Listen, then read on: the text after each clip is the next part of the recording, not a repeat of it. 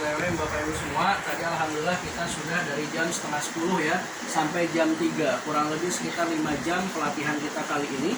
Dan pelatihan ini kita akan simpulkan dulu ya. Jadi yang pertama yang kita sudah latihkan adalah tentang hipnosis. Jadi hipnosis itu bukan ilmu yang tentang mantra, tentang ajian yang melibatkan jin dan lain sebagainya. Tapi ilmu yang sangat scientific gitu ya. Yang sangat ilmiah yang bisa dipraktikkan oleh siapapun. Jadi hipnosis itu adalah mengubah apa Bapak Ibu? State. State itu terdiri dari 3. Yang pertama adalah fisik, pikiran, dan emosi. Fisik, pikiran, dan emosi.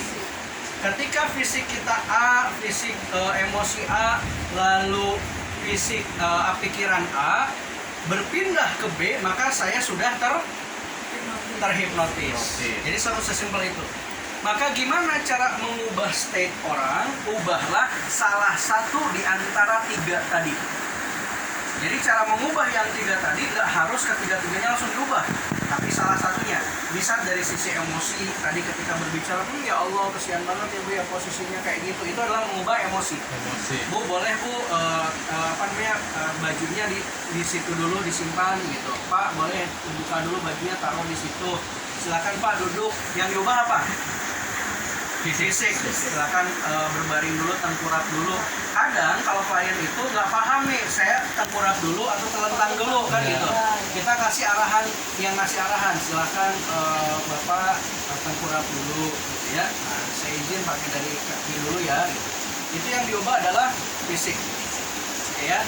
Dan juga pikiran juga nanti bisa dengan logika diubah. Oke ya. Jadi tadi adalah hipnosis mengubahnya state. Oke. Sekarang selanjutnya yaitu modalitas. Modalitas adalah bawaan dari pasien kita, dari setiap manusia. Yaitu ada 3. Ya, ada 5 tadi ya. 5, tapi yang paling utamanya adalah 3.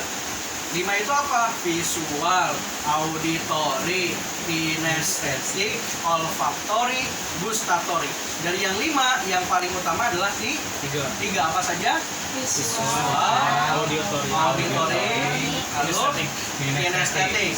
Visual ciri-cirinya, cara bicaranya bagaimana? Cepat.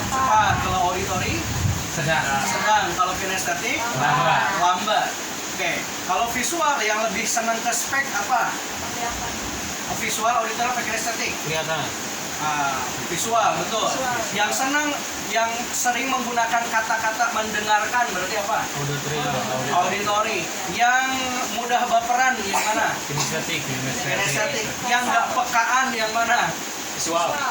Yang ngomongnya sedang yang mana? Oke, luar biasa nih, udah paham semua nih. Lalu langkah yang berikutnya yaitu adalah cara gimana skill untuk mendengarkan. Skill untuk mendengarkan ada berapa jenis? 3. Ada 3. Yang pertama apa? Belum. Yang pertama dulu. Explore. Lalu accept. Lalu response. Explore artinya apa? Mendalami pasien kita seperti apa sampai akhirnya dia bercerita membuka lapisan apa? Lapisan bawah. Maka lapisan bawah itu apakah langsung ke inti atau pelan-pelan dibukanya? Pelan-pelan dibukanya. Kalau sudah intinya dapat, tandanya apa? Tandanya kita sudah dipercaya, kliennya sudah nyaman, betul. Maka itulah yang namanya proses building rapport, ya, building rapport. Oke ya, jadi itu explore. Yang kedua apa? Accept itu artinya apa? Memahami, mengiyakan, memposisikan kita di posisi pasien kita. Accept. Oke, bagus ya. Caranya gimana? Ya, saya memahami, saya mengerti. Oh gitu ya Pak ya. Oh iya sih Pak ya.